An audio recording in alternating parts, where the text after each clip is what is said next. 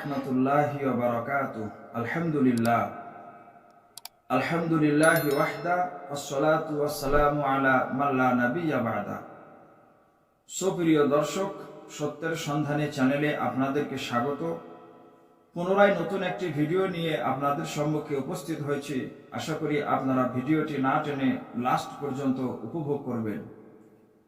আজকের ভিডিওর মেন বিষয়বস্তু হলো একজন প্রবাসী স্বামী ভিডিও কলের মাধ্যমে সে তার নিজের স্ত্রীকে খোলামেলাভাবে বিবস্ত্র অবস্থায় দেখতে পারবে কি পারবে না, এ বিষয়ে কতটুকু বৈধতা রয়েছে এবং এ বিষয়ে কোরআন ও হাদিস কি বলছে, বিস্তারিত আলোচনা করব ইনশাআল্লাহ তাআলা। প্রিয় দর্শক, আপনি যদি আমাদের চ্যানেলে নতুন হয়ে থাকেন অবশ্যই চ্যানেলটি সাবস্ক্রাইব করে পাশে থাকা বেল বাটনটি দাবিয়ে দেবেন। এতে করে আমাদের নতুন নতুন ভিডিওর নোটিফিকেশন সর্বপ্রথম আপনার মোবাইলে পৌঁছাবে। সুপ্রিয় দর্শক, একজন প্রবাসী স্বামী সে যদি যৌন উত্তেজনাবশত দীর্ঘদিন স্ত্রী হইতে দূরে থাকার কারণে সে যদি নিজ স্ত্রীকে খোলামেলাভাবে বা বিবস্ত্র অবস্থায় দেখার ইচ্ছা করে, অবশ্যই সে তার নিজের স্ত্রীকে খোলামেলাভাবে বিবস্ত্র অবস্থায় দেখতে পারে, এর বৈধতা রয়েছে, এতে কোনো সমস্যা নেই। তবে কিছু শর্ত রয়েছে, যেমন যখন আপনি আপনার স্ত্রীর সঙ্গে ভিডিও কলে কথা বলবেন, এমতো অবস্থায় অন্য কেউ যাতে আপনার স্ত্রীকে না দেখতে পায় এ বিষয়ে আপনাকে সতর্ক থাকতে হবে।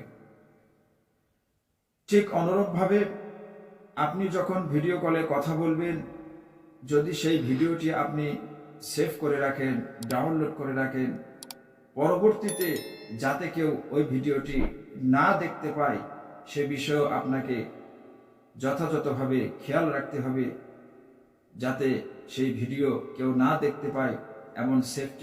এমন সুরক্ষিতভাবে যদি আপনি আপনার স্ত্রীকে খোলামেলাভাবে বিবস্ত্র অবস্থায় দেখতে চান, অবশ্যই দেখতে পারেন।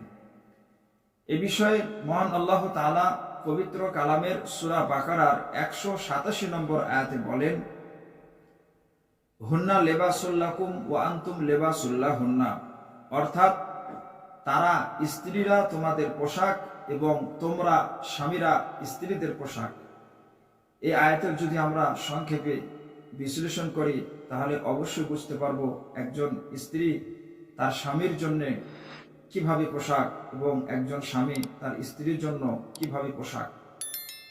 মানুষ যখন পোশাক পরে, পোশাক মানুষের লজ্জা নিবারণ করে, ঠিক অনুরূপভাবে একজন স্ত্রী সে তার স্বামীর লজ্জা নিবারণ করে এবং একজন স্বামী সে তার স্ত্রীর লজ্জা নিবারণ করে। সুতরাং এদের মাঝখানে কোনো লজ্জার কোনো ব্যাপার নেই, তাদের মাঝখানে কোনো লজ্জা নেই।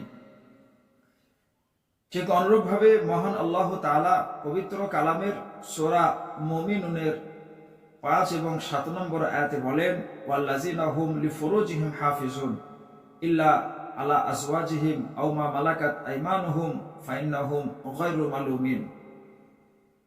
সফল মুমিন তারা যারা নিজের যৌনাঙ্গকে সংযত রাখে, তবে নিজের স্ত্রী ও মালিকানাভুক্ত দাসীদের ক্ষেত্রে যদি নিজের যৌনাঙ্গকে সংযত না রাখে তবে তারা তিরস্কৃত হবে না, তাদের কোনো ভয়ের আশঙ্কা নেই।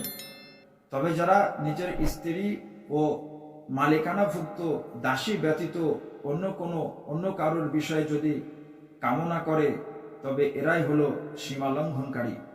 প্রিয় দর্শক, আমরা কোরআনের এই দুটি আয়াতকে সামনে রেখে অবশ্যই বুঝতে পারলাম একজন স্বামী সে তার স্ত্রীকে অবশ্যই সে তার ভিডিও কলের মাধ্যমে বিবস্ত্র বা খোলামেলাভাবে অবশ্যই দেখতে পারে, এতে কোনো সমস্যা নেই, এর বৈধতা অবশ্যই রয়েছে।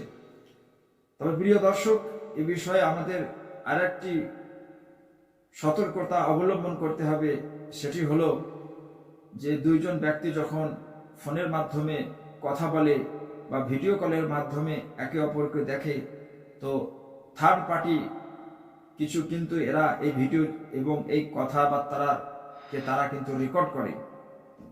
তারা এই জিনিসগুলোকে রেকর্ড করে এর ভিডিও ক্লিপ বা এর অডিওগুলো কিন্তু তারা তাদের কাছে সংরক্ষণ করে রেখে দেয়। এই বিষয়ে আমাদেরকে কিন্তু সতর্ক থাকতে হবে। খোলামেলা অবস্থায় অবশ্যই আপনি আপনার স্ত্রীকে দেখতে পারেন, তবে না দেখাটাই উত্তম। কারণ আল্লাহ রসুল সাল্লাল্লাহু আলাইহি সাল্লাম একটি হাদিসের মধ্যে বলেন, ইজা আতা আহাদুকুম আহলাহু ফালইয়াস্তাতির, অর্থাৎ যখন কোনো স্বামী তার স্ত্রীর কাছে যৌন নিবারণের জন্য যাবে, তো স্ত্রীর উচিত পর্দা অবলম্বন করা। পর্দা লঙ্ঘন করা ঠিক নয়, পর্দা অবলম্বন করার কথা আল্লাহ রসুল সাল্লাল্লাহু আলাইহি সাল্লাম হাদিসের মধ্যে বলেছেন। তো প্রিয় দর্শক, আমরা অবশ্যই বুঝতে পারলাম, এতক্ষণে যে আমরা আলোচনা শুনেছি অবশ্যই আমরা বুঝতে পেরেছি। আল্লাহ তাআলা আমাদেরকে সুপথগামী করুন।